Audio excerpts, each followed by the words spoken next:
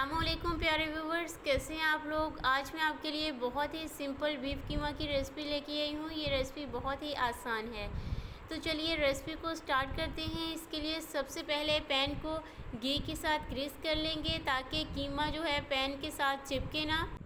Pan के अंदर अब 1 किलो कीमा शामिल कर देंगे। इसमें 2 टेबलस्पून अदरक, हरी मिर्च और लहसुन का पेस्ट शामिल कर देंगे। 2 बड़े साइज़ के कटे हुए टमाटर डाल देंगे। नमक हस्बे ज़ायका ऐड कर देंगे। 1 टेबलस्पून हल्दी शामिल कर देंगे और 1 टेबलस्पून ही रेड चिली पाउडर शामिल कर देंगे। अब इसके अंदर हम 1.5 कप पानी ऐड कर देंगे। इसको अच्छी तरह से मिक्स कर देंगे और कीमा को गलने के लिए मीडियम से लो फ्लेम पर हम इसको 20 मिनट के लिए कवर करके रख देंगे।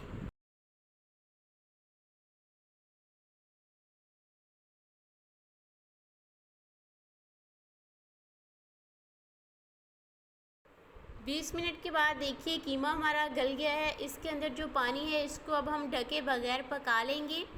इसके साथ ही इसमें 3 टेबलस्पून दही शामिल कर देंगे। इसको भी अच्छे से मिक्स कर लेंगे और कीमे के साथ ही भून लेंगे। इसके साथ ही अगर आपने अभी तक मेरे चैनल को सब्सक्राइब नहीं किया तो मेरी आपसे हम्बल रिक्वेस्ट है कि जल्दी से चैनल को सब्सक्राइब कर लें और साथ लगे हुए बेल आइकन को भी प्रेस कर लें ताकि हर नई आने वाली वीडियो का नोटिफिकेशन आपको मिलता रहे। तो लीजिए कीमे का पानी खुश्क हो गया है। अब इसके अंदर हम 1 कप घी शामिल कर देंगे। घी को अच्छे से मिक्स कर देंगे कीमे के साथ और इसके साथ ही इसमें 1 टेबलस्पून हम धनिया पाउडर शामिल कर देंगे। इससे बहुत ही अच्छा टेस्ट आता है कीमे के अंदर और इसकी खुशबू भी बहुत ही ज़बरदस्त आती है। कीमे को यहाँ पर हम मज़ीद 10 मिनट तक मीडियम से लो फ्लेम पर भूनेंगे ताकि इसका पानी अच्छे से खुश्क हो जाए।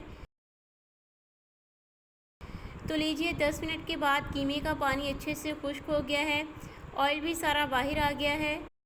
अब हम आंच को बंद कर देंगे और गार्निशिंग के लिए इसके ऊपर बारीक कटा हुआ हरा धनिया डाल देंगे और सर्व कर देंगे। आप इसको गरम गरम चपाती या फिर नान के साथ सर्व करें।